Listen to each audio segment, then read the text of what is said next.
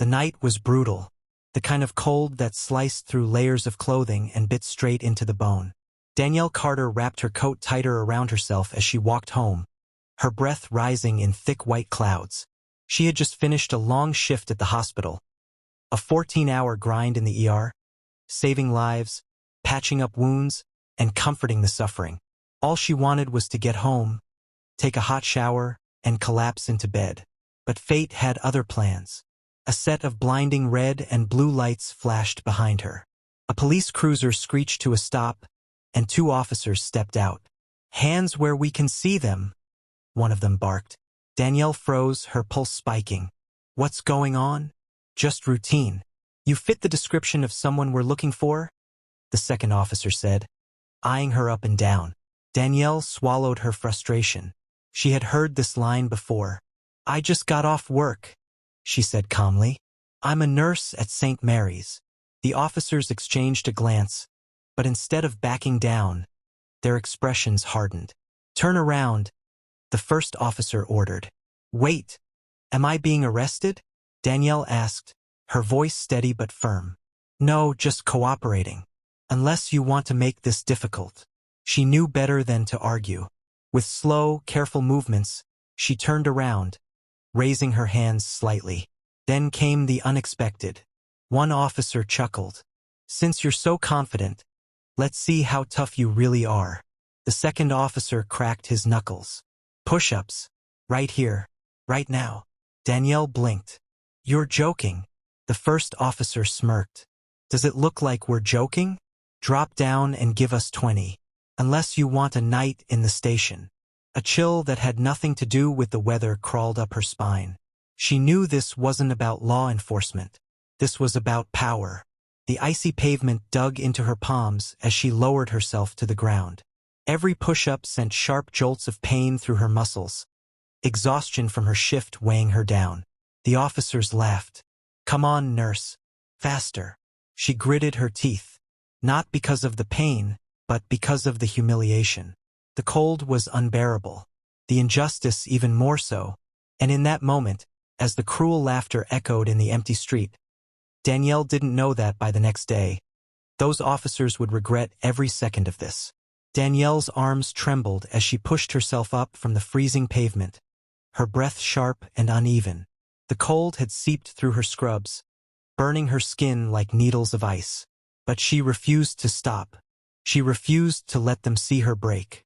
The 2 officers stood over her, their boots inches from her hands, their laughter cutting through the night like a serrated blade. "That all you got?" one of them sneered. "Thought you said you were a nurse. Don't nurses work out?" Danielle clenched her jaw, pressing her palms harder against the frozen concrete. Just finish. Just survive. Her arms gave out at push-up number 15. She collapsed onto the pavement, her chest heaving. "Get up!" the first officer barked. She tried, but the exhaustion from her 14-hour shift, the bone-numbing cold, and the humiliation pressed her down like a weight. "I said, get up." Danielle forced herself onto her knees, blinking away the stinging in her eyes. "Not here. Not in front of them. Don't give them the satisfaction." The second officer sighed dramatically. Well, not as tough as you looked, huh?" The first officer leaned down. "Next time, don't give us attitude." They stepped back, exchanged smirks, and finally, walked away. The squad car roared to life, its red and blue lights painting the empty street. Then, just as quickly as they had appeared, they were gone. Danielle sat on the pavement, her arms wrapped around herself, her breath still ragged. Her pride was shattered, but something deeper burned inside her now. Anger. This isn't over. The moment Danielle woke up, her muscles screamed in protest. Her hands, scraped raw from the pavement, stung as she pulled the covers off her body. She stared at the ceiling, replaying every moment from the night before. Then she grabbed her phone. Her fingers hovered over the screen. Should she say something? Would anyone believe her? Then she thought about all the others. Every person who had been humiliated, degraded, or silenced. She opened her camera app, switched to video mode, and hit record. Her voice was steady, but the fire in her eyes was undeniable. "My name is Danielle Carter. I'm a nurse. And last night, 2 officers stopped me for no reason. What happened next? You won't believe." She told her story. Every word. Every humiliating detail. The push-ups. The laughter. The cold. Then she hit post. Within minutes, the video started gaining traction. Within an hour, it had thousands of views. By noon, it had gone viral. And the whole city was watching. Danielle barely had time to process what was happening. Her phone wouldn't stop buzzing. Notifications flooded in like a relentless tide. "This is disgusting. Those officers need to be fired. This is why we need body cams at all times. Stay strong, Danielle. We got your back." Thousands of comments. Thousands of shares. Celebrities, activists, and news outlets had picked up the story. By midday, justice for Danielle was trending. Then came the bombshell. Someone had identified the officers. A local journalist dug up their names, and within hours, their photos were circulating across social media. The 2 men who had laughed while forcing her to do push-ups in the freezing cold were now the most hated figures in the city, and their department had no choice but to respond. Inside the police station, Officer Greg Henson scrolled through his phone, his face pale. His partner, Officer Mike Reynolds, paced the small break room, hands on his head. "This is bad," Mike muttered. "No kidding," Greg snapped. He shoved his phone toward his partner. "The chief just called. We're on administrative leave." Mike froze. "What? For what? We didn't even touch her." Greg clenched his jaw. "It doesn't matter. That video? It's everywhere. People are calling for us to be fired." Mike scoffed. "Come on, man. She did a few push-ups. That's nothing. It's not like we. It's enough." Greg cut him off. "They're talking about a lawsuit. She has the whole city behind her, and we got nothing." Mike sank into a chair, rubbing his face. "They'll move on. They always do." Greg wasn't so sure. Meanwhile, at City Hall, the mayor sat across from the police chief, his fingers drumming against the desk. "This is turning into a nightmare," the mayor muttered. "Protests are already forming outside the station." The chief let out a long sigh. "We're investigating the officers, but we need to move fast. Public trust is on the line." "Move fast." The mayor leaned forward. "This woman is a nurse, a hero, and 2 of your guys humiliated her for no reason. You need to fire them." The chief hesitated. "I need to follow procedure." The mayor shook his head. "No. You need to control the damage before this city burns down." A tense silence hung between them. Then the chief picked up his phone. Danielle's decision.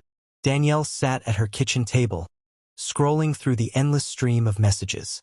Offers for interviews, support from activists. Even a lawyer had reached out, offering to take her case for free. Her heart pounded. This was bigger than her now. Her best friend, Maya, sat across from her. "You need to sue," she said firmly. Danielle exhaled. "I don't want money. I just—" She trailed off. "You want justice," Maya finished. Danielle nodded. "I want to make sure they never do this to anyone else." Maya crossed her arms. "Then let's make sure they pay." Danielle picked up her phone and dialed the lawyer. As the call connected, she had no idea that by the next morning, those officers' careers would be hanging by a thread. The city was on fire, not with flames, but with outrage. By morning, the protests outside the police station had tripled in size. People held signs reading, "Justice for Danielle," and "Hold them accountable." News cameras swarmed the scene, capturing every chant, every tear, every demand for justice. Inside the station, panic had set in. The officers faced the heat. Officer Greg Henson and Officer Mike Reynolds sat stiffly in the chief's office, their uniforms feeling tighter than ever. Across the desk, Police Chief Harold Vaughn glared at them, a vein pulsing in his temple. His career was on the line because of their stupidity. "Tell me," Vaughn said, his voice deathly calm. "What the hell were you thinking?" Mike shifted uncomfortably. "Chief, it was just—" "Shut up." Vaughn's voice cut through the room like a blade. You humiliated a nurse. On camera. And now the entire country wants your heads. Greg swallowed hard. We didn't think. No, you didn't, Vaughn snapped. And now the mayor is breathing down my neck. The governor is asking for an internal review. And the district attorney is considering charges. Mike's face paled. Charges? Vaughn leaned forward, his expression unreadable. You think the public is going to let this slide? You two are officially suspended without pay. Pending investigation. Greg's fists clenched. But he knew better than to argue. Mike, on the other hand, wasn't ready to accept reality. This is ridiculous. We didn't hurt her. What about the cops who actually... Vaughn slammed his fist on the desk. Get out of my office. Silence. Greg grabbed Mike's arm, yanking him toward the door. As they stepped into the hallway, cameras flashed, microphones were shoved in their faces. Officer Reynolds, do you have anything to say about the accusations? Officer Henson, will you apologize to Danielle Carter? Are you afraid of being fired? They pushed past the reporters, but there was nowhere to hide. For once, they were the ones being humiliated. Danielle speaks. That afternoon, Danielle sat on the set of a national news program. The lights were blinding, but she sat tall, her voice unwavering.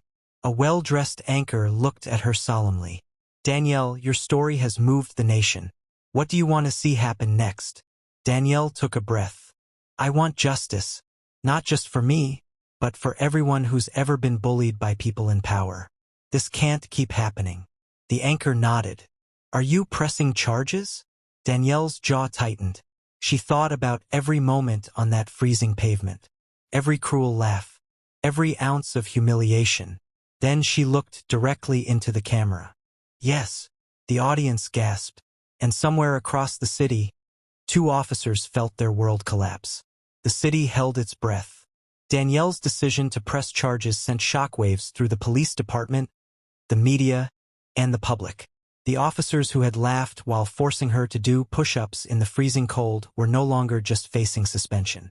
They were facing criminal charges. The arrest. News helicopters hovered over the police station as a stunning scene unfolded. Greg Henson and Mike Reynolds, the once smug officers, were led out in handcuffs. Their own colleagues didn't look at them. Their faces were red, not from cold, but from shame. The same humiliation they had inflicted on Danielle was now their reality. Broadcast on every major news network. Reporters shouted over each other. Officer Henson, do you regret your actions? Mike, do you have anything to say to Danielle Carter? How does it feel to be on the other side of the law? The irony was deafening.